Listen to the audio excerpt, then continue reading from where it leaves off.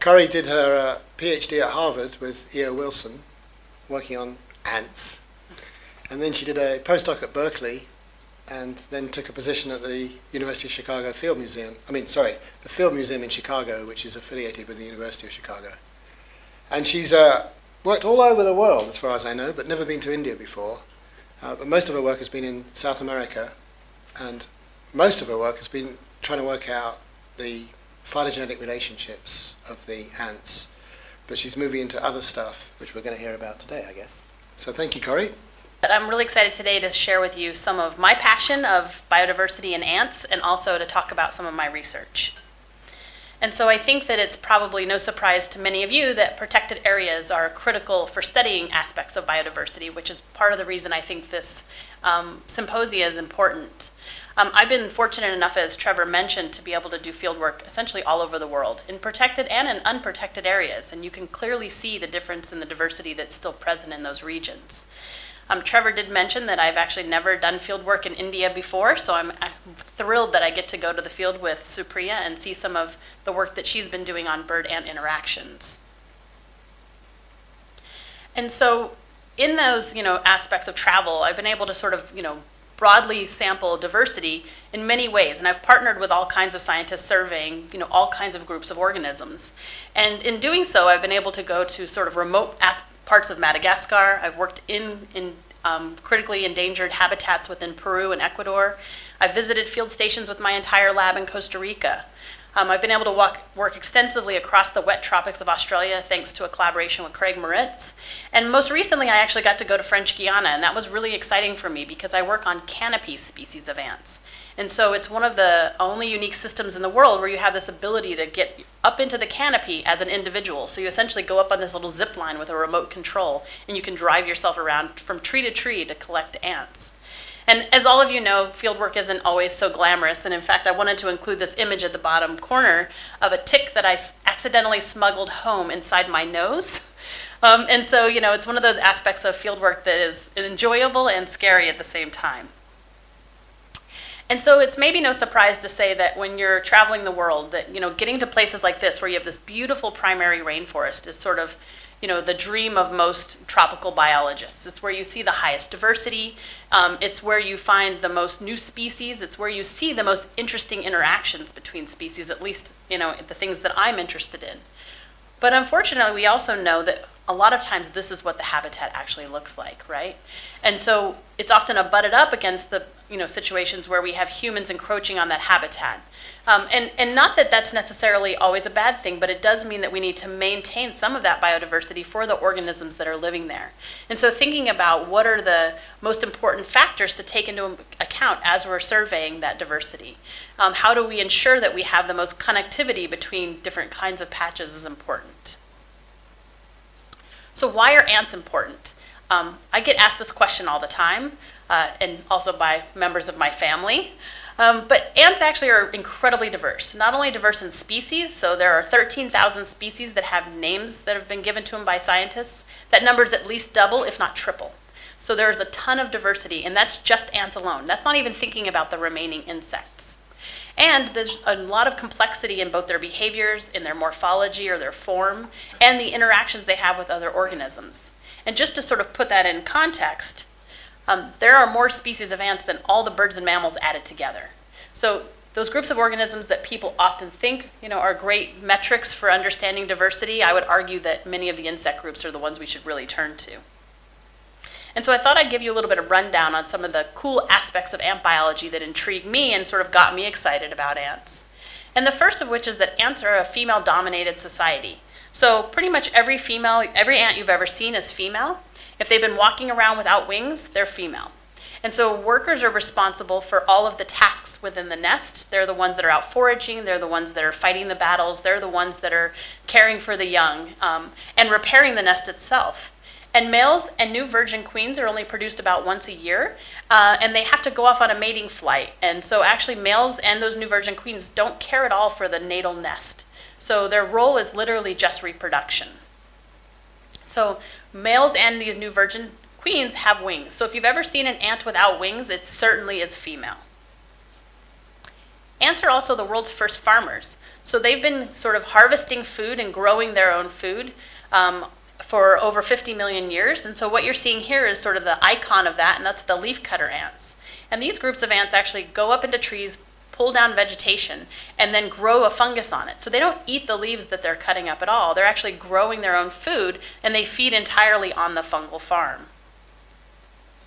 And army ants are another one of those iconic groups of insects that have sort of captivated people's attention for a long time because of their sort of raiding habitats, right? So they'll march through entire villages, they'll sort of clean up all of the pest species as they're sort of looking for their own food. Because they're such voracious predators, they have to be nomadic, so they're constantly moving their nests in a very ritualized cycle so that they don't expend all of the food in a particular habitat.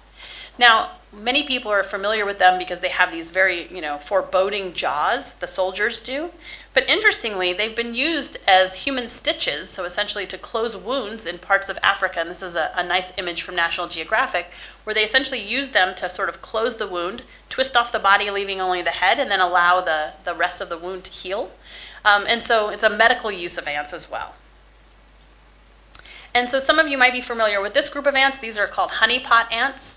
And these are ants that live in arid habitats where food is boom or bust, right? So essentially you have situations in which there's a lot of food all at once. You need to gather it as quickly as you can and then have a mechanism for storing that.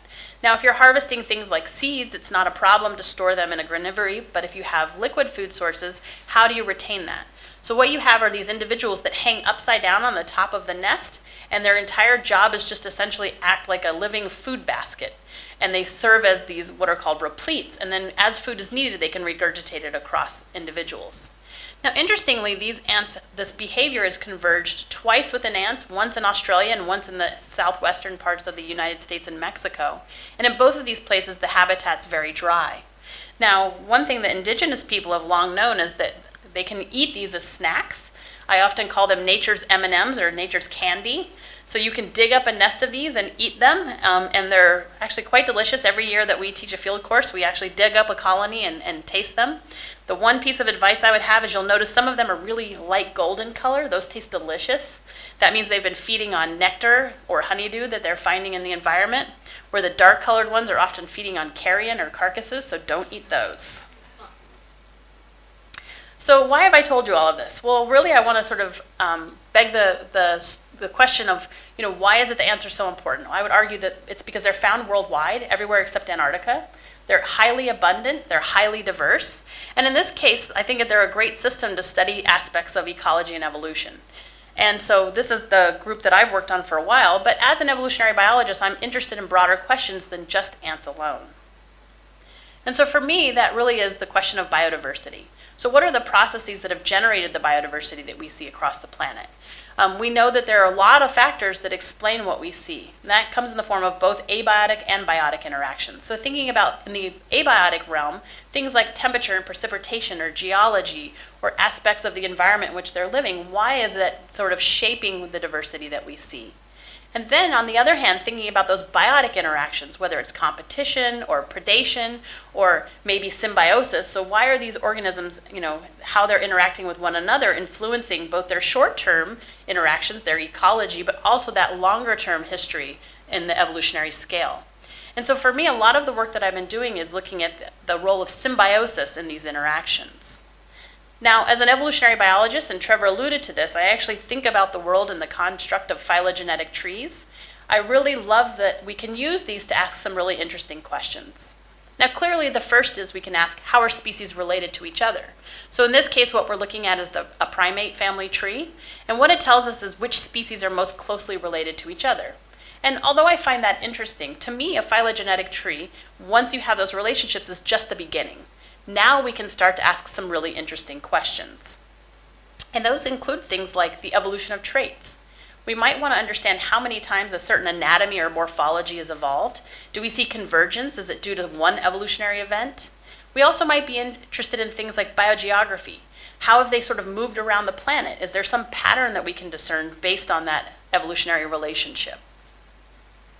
Next, we might be interested in questions about speciation events. Why do we see lineages splitting? Why are they splitting where they are in the tree? And then what happens to those terminals? How many species do we see in those clades once that splitting event has occurred? Now, since most of my research is based on using DNA and genomics, another thing that I'm often interested in is thinking about rates of change along branches. Why is it that some lineages have really fast rates of evolution while others have really slow rates of evolution? So we can ask questions about what are the sort of correlated aspects of that. What does that mean for the evolution of that organism or how they're interacting in their environment? And lastly, if we have some sort of external information, we can actually put a time frame on that, right? We can say, when did those lineages arise? What was co-occurring on the planet at the time? Does this help us understand sort of maybe it's biogeography or maybe it's some aspect of a novel morphology? And so, having done my dissertation with E.O. Wilson and Nomi Pierce, of course, I loved this phrase from E.O. Wilson where he once said that insects or ants are the little things that run the world. And I truly believed that until I started studying the bacteria that are stuffed inside the ants. And now I think they're the little things that are ruling the little things that rule the world. And so what does that mean? I really am interested in sort of how species interact and in thinking about symbiosis. And ants are a great system to do this because they sort of interact with the diversity of organisms across the planet, right? So we know that they engage in symbiosis with other animals, right? In the case of many of these sap-producing insects, we know that they're essentially having this reciprocal relationship where one's providing food and the other's providing defense. We know that the ant-plant mutualisms have evolved multiple times. So now the question becomes, why is it that some plants engage in symbioses where others don't? Why do some ants engage in these obligate symbioses and others don't? We know that they interact with fungi. I showed you the example, right, of the fungus-growing ants. But we even know things like cordyceps fungi that are parasitic on ants. And so I'm collaborating with a colleague, David Hughes, to ask questions about how often does this arise? Why is it that some lineages are much more susceptible to infection from these parasitic fungi than others? And lastly, we've been doing a lot of work to try to understand the role of gut bacteria in the host itself, sort of what role that has on the shorter term scale, so how they can access nutrients from food, but also on the longer term scale, how has that allowed them to move into novel niches? And so really what I'm arguing, and this is not true just for ants, this is true for almost any group of organisms, is that no organism is acting in isolation in its environment. And although it's very easy for us to go into the field and focus on a single group and say, okay, I'm going to only look at that group, and I think that that's critically important, but once you get a pretty good understanding of that, you need to start to think about how is the environment in which it's embedded and all the other organisms it's interacting with influencing what we're actually seeing. So what I'm going to do is walk you through two aspects of my research program. And the first is sort of to look at the evolution and biogeography of ants and sort of what we can learn from that in light of understanding flowering plant evolution. So unlike bees, we don't have lineages of ants that are directly interacting with plants across the diversity of flowering plants, right? We don't have ants that are very good pollinators, unlike bees. So why would we expect some sort of reciprocal interaction between ants and flowering plants? Well, there is some sort of historic point of view to think about this, and the first of which is that Wilson and Holdobler in 2005 had come forward with what they called their dynastic succession hypothesis.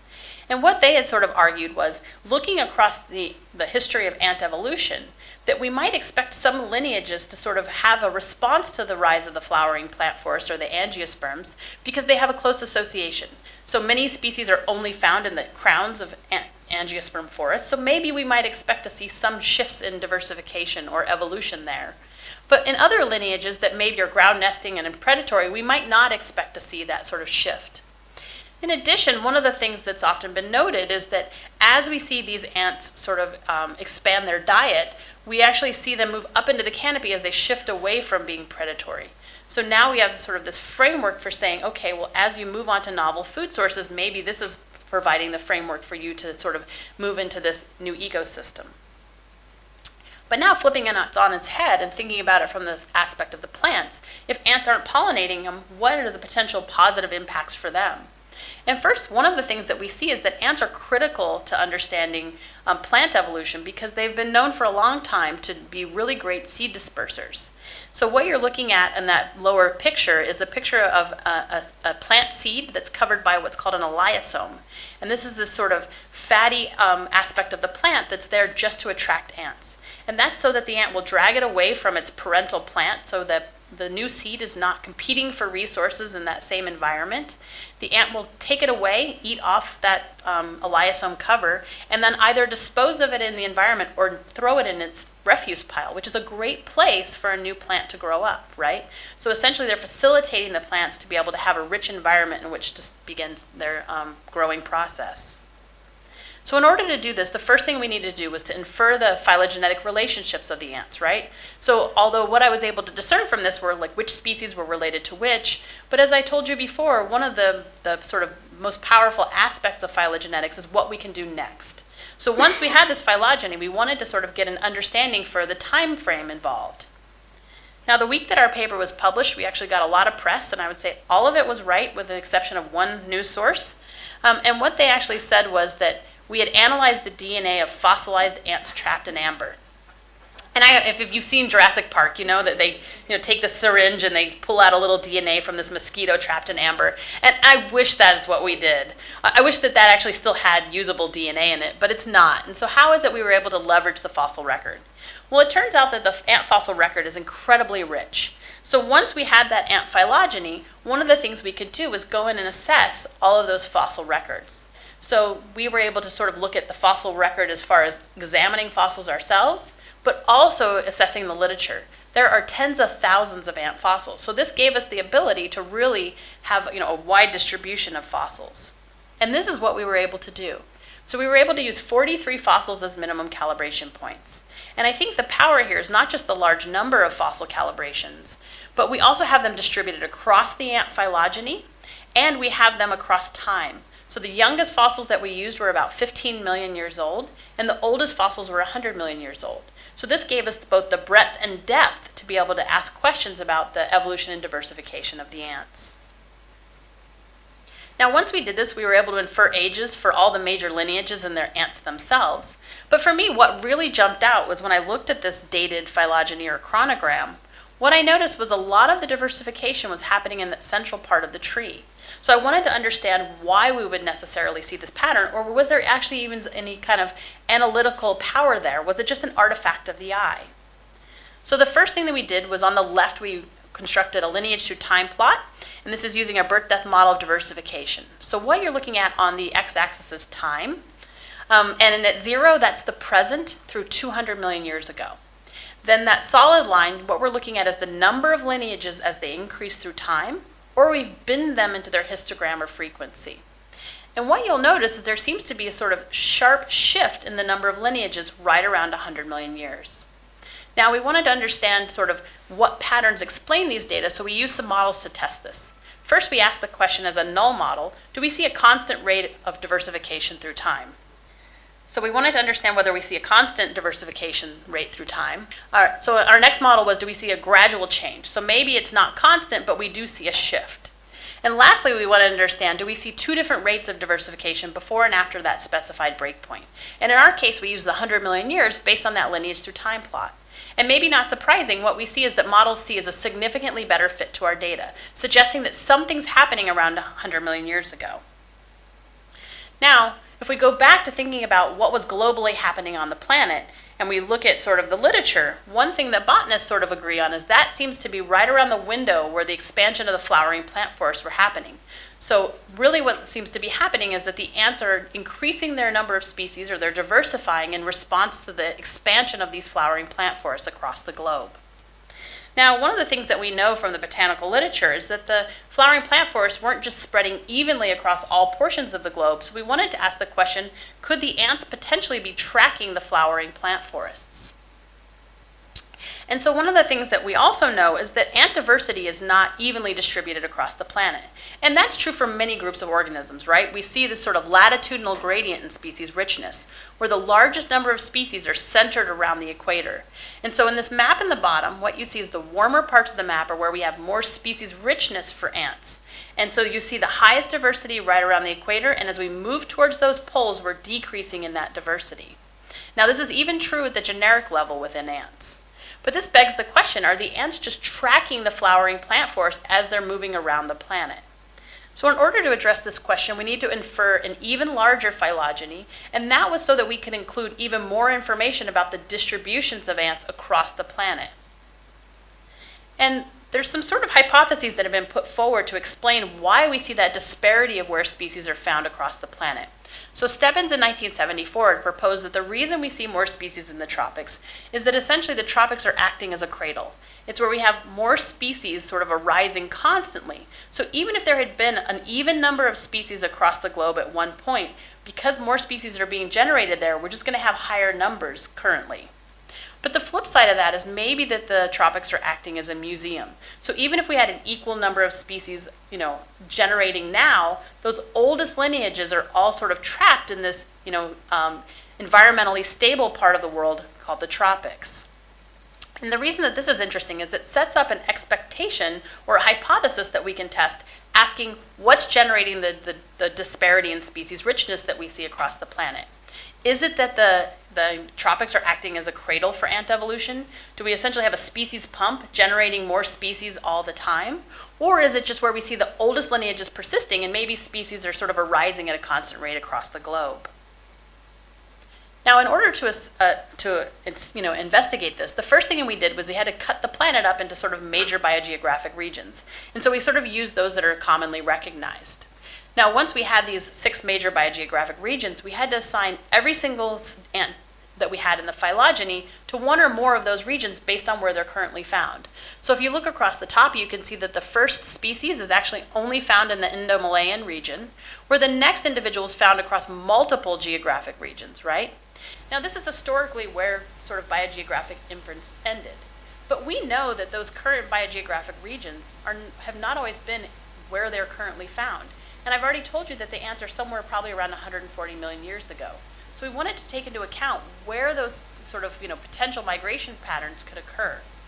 So in order to do that, we reconstructed a migration matrix, which essentially said, how likely is it that individual species can move across these major biogeographic regions? So for example, if we had a species that's currently found in South America, what's the migration probability through time that it can move from South America to Africa? Well, greater than 100 million years ago, that migration probability would be 1, right? Or 100%, because those continents were in fact touching. Now, as those continents moved apart from one another, we wanted to take that migration probability and decrease it through time. So as things were moving apart, we were decreasing that migration probability, and as things were coming together, we were increasing that migration probability. Now, ants are actually very good at getting around the planet, so we never made the migration probability 0. In fact, the lowest we ever made it was 0.1 or 10%. And so that allowed us to sort of infer the biogeographic history for the group. And this is in fact what we found. And the first thing that you'll notice is almost all the pies that you can see are green, suggesting that the neotropics are reconstructed as those regions where ant diversity was sort of being, maintained. Now, I can't show you all the tips, but I can tell you that in many of those we also see that same pattern. And coupling that with what we know about ant diversity, the neotropics currently hold more species and more endemic genera than any other region in the world. Now, this begs the question, if the neotropics are so important to ant evolution, sort of in the deeper time scale as well as in the recent, are they just tracking the flowering plant forests in and out of these regions? And in fact, that's not what we're seeing. They don't seem to sort of be following the angiosperm forests as they're moving. They are taking advantage of them as soon as they're sort of arising on these different major biogeographic regions. So the ant diversity seemed to be sort of in low-lying levels in each of these regions, and as the flowering plant forest came in, they took advantage of all these novel niches and moved up into the canopy. So going back to that hypothesis that was put forward by Stebbins, it seems that for the ants, the neotropics are acting both as a museum, where we have the oldest lineages persisting, but it's also where we have the newest lineages that are constantly being generated, suggesting that it's acting both as a museum and a cradle to ant diversity. So thinking about sort of what are the drivers of sort of deep time, evolution within the ants, it does seem that the flowering plant forest had a huge impact on the diversity that we see today. And in addition, it's not just that they're sort of, spreading across the landscape. They're taking advantage of all the niches that are afforded in an angiosperm forest that we don't see in other kinds of forest. So they're living not just in the soil, they're living in the leaf litter, and they're moving up into the canopy. And that's actually a behavior that we don't see in sort of gymnosperm or conifer forests. In addition, we know that ants are transitioning from being primarily predatory at this point to also having species that are now moving entirely, in some cases, to feeding on plant-derived resources, either directly or indirectly, as in the case of this ant that's actually taking advantage of honeydew excreted by these aphids. So this really sets the stage for thinking about how these interactions are driving the evolution of an incredibly ecologically and numerically dominant group of organisms. So now I'll spend a little bit of time talking about the work that we've been doing looking at the evolution of symbiosis with bacteria and ants and how that may have helped facilitate that shift onto this herbivorous diet. So why should we use ants to study gut microbes? There's actually a lot of compelling reasons why. First, I'd say that that we have this really diverse group of organisms. We have a diversity of habitats as far as what they'll eat, where they're found. So it sets up this really nice situation where we can ask questions about things like diet and nutrition. We can say, how often does diet shape what we see in the gut microbiota? Do we see convergence? Do we see single evolutionary events? Next, we can ask questions about transmission. How are these microbes shared among individuals within a colony? How are they shared among species through sort of deeper time? What role does horizontal transfer play in understanding how these bacteria are moving across these species lines? We might also understand something about, are these organisms co-evolving together? So when do we see sort of, that co-diversification? When don't we? So it's interesting to think about what are the aspects of the host and of the bacteria to sort of explain these patterns. And lastly, because ants are found across the globe, we can ask the question of what's driving it. Is in fact just where they're living driving the diversity we see? Is it all ants in the same place just have the same gut bacteria, suggesting they're just picking it up from the environment? Or do we see sort of that geography is not necessarily what's structuring it, that there might be other aspects of the host itself? So when we first started working on this project, almost nothing was known about bacteria associated with ants. So the very first thing that we needed to do was essentially go on a biodiversity discovery survey. So this is what we did, and so with my colleague Jake Russell, who I've been working with for quite some time, we essentially went in and surveyed almost 400 individual ants from almost 150 ant genera and just asked, what do we see? And maybe not surprisingly, we saw a lot of diversity of bacteria associated with the guts of these ants. But for us, one of the groups that was in really high prevalence really jumped out to us, and that's the group Rhizobiales.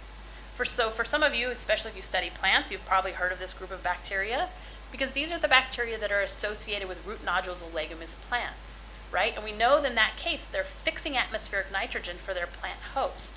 So why are we finding a group of bacteria that are related to them within the guts of ants? Are they potentially performing some similar role? And interestingly, if we look at when do we see an association with these groups of bacteria, we actually find that they're only associated with ants that are feeding very low on the trophic scale. So what we're doing here is we're using the ratio of heavy to light nitrogen to infer their trophic ecology. Every one of those dots is a single ant genus. Each is represented by one or more species and multiple individuals to infer their trophic position. And then we've mapped whether we see an association with Rhizobiales or not. And you'll notice that things can be highly predatory. So on the very right-hand side of this graph, things like army ants are incredibly predatory. And then we have things that span the spectrum all the way through being entirely herbivorous. And interestingly, we only find an association with Rhizobiales for things that are feeding very low on the trophic scale, suggesting that maybe they are upregulating their host nutrition like we see in plants. Now, you might have noticed that there are 2 points that are at the 0 frequency for Rhizobiales, right? But actually are feeding very low on the trophic scale. And it turns out that these are the carpenter ants and their allies. And in this case, we actually know that these ants have specialized bacteria residing in bacteria sites that are upregulating their host's diet. So it appears that if you're going to feed very low on the trophic scale, you'll have an association either with Blockmania, like the carpenter ants, or you have an association with Rhizobiales, as we're now finding. Now, what you're looking at here is a phylogeny of the bacteria color-coded by the host or environment from which it came. And what you'll notice is that we have an entirely red clade made up from all of those individuals that came from ants. And interestingly, within that Rhizobiales clade, it seems to be tracking the ant's evolutionary history once it gets in. So we see all of the samples that come from, species from the same genus grouped together.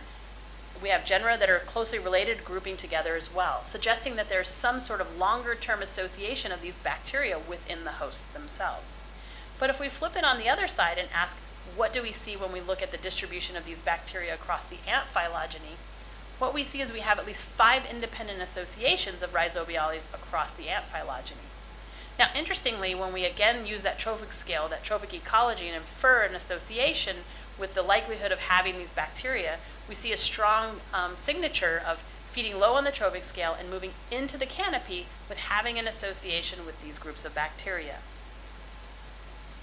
Now, one of the things that we also want to understand is not just sort of what bacteria are found across the ants, but where are they found within the digestive compartment. So we want to control for things they might be just picking up in the environment versus things that might be stable long-term residents of different aspects of their digestive system.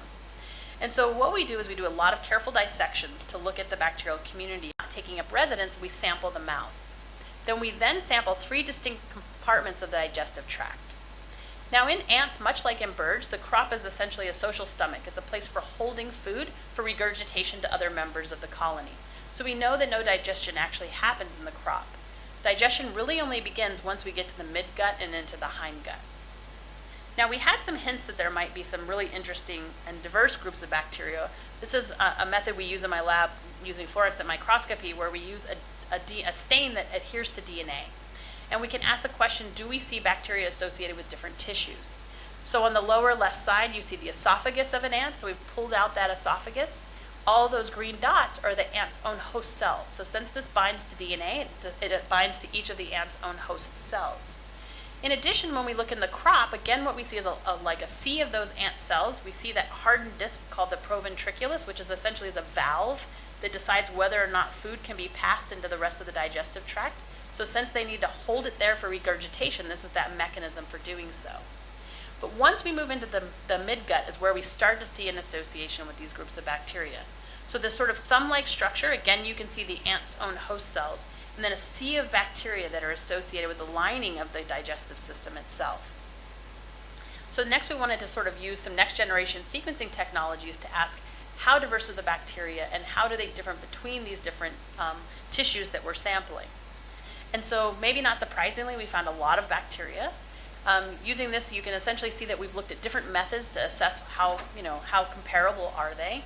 And you're starting to see a signature that different tissues have different kinds of bacteria, but maybe a better way to visualize that is using a PCOA plot.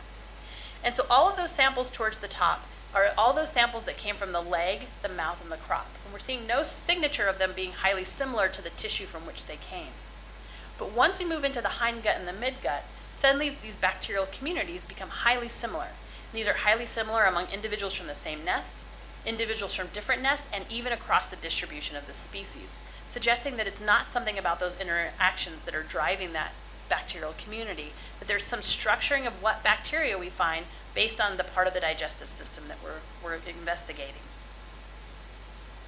And so being an evolutionary biologist, I really love getting down in the weeds and studying these sort of really intimate associations of bacteria with specific digestive compartments, but I always kind of want to take a step back and think about it in the broader evolutionary context.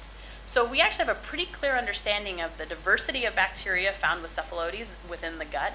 We know that they're stable and persistent through time, that they're not driven by the environment in which they're interacting. Diet seems to be driving a lot of what we see, and that they're sort of co-diversifying with their hosts.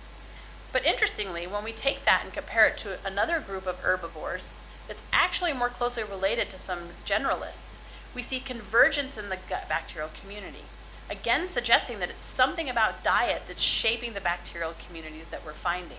And even when we look at species that they're much more closely related to, we don't necessarily see convergence based on what they're in fact eating.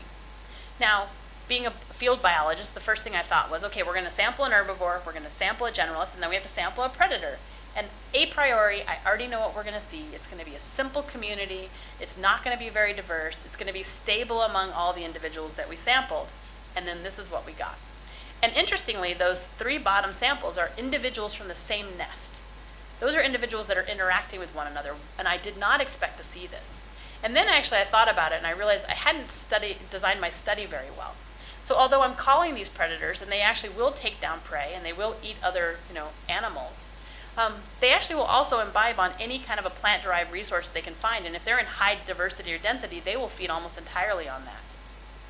In addition, unlike things like army ants that are sort of group foragers, right, where individuals are going out in the environment together, they're all eating the same items and bringing it back to the nest, these are actually solitary hunters. Each are going out in a different direction to find food and then bringing it back to the nest.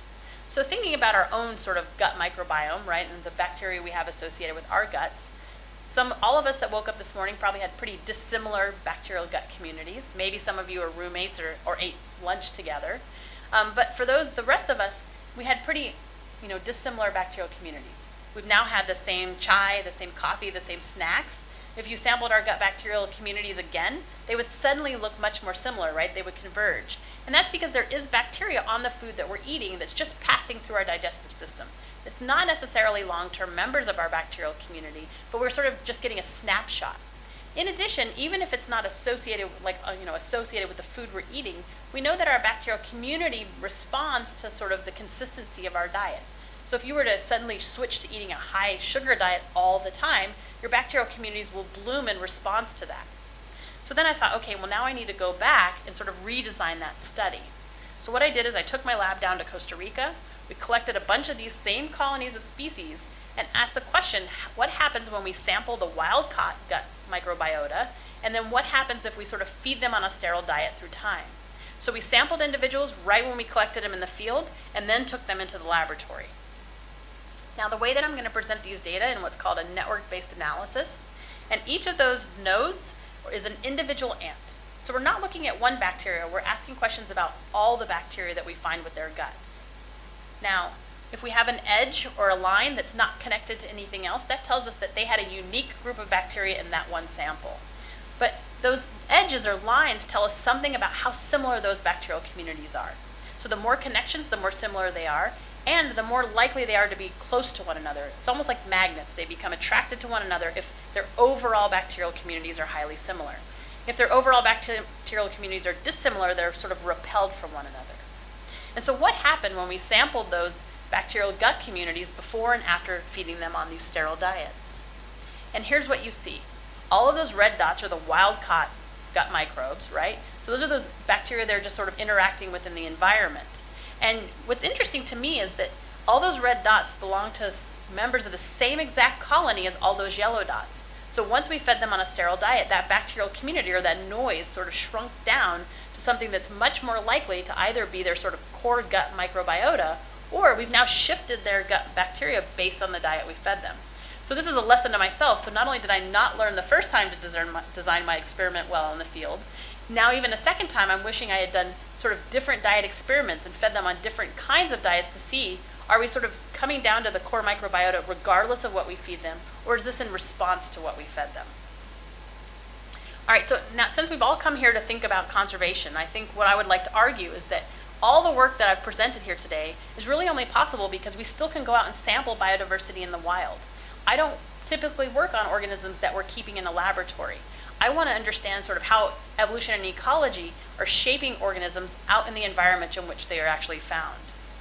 And so thinking about what that means for the ants are actually likely a very old group that diversified in response to the expansion of the flowering plant forests. And that the tropics, and in particular the neotropics, are really responsible for sort of the generation and maintenance of the biodiversity that we see today. And that in the case of ants, obligate symbiosis can influence genome evolution, and I didn't share that with you today, but we're finding some very interesting patterns when we look at symbiosis and how they interact, how they influence genome evolution. And lastly, thinking about the role of bacteria across groups of organisms, at least what we're seeing with ants is it's really allowed them to shift onto novel diets, and in many cases expand into novel habitats. And so thinking about species interactions and using sort of diverse tools that I think is important for us to understand sort of the broader picture of groups of organisms in the environment. So there's a whole suite of people I'd like to thank. Clearly, I'd like to thank my collaborators that are involved in this work, members of my lab who are just fantastic, funding sources, and really I'd like to thank the people that have made it possible for us all to come here today, and in particular Trevor Price. And so with that, if there's time, I'll be happy to take questions.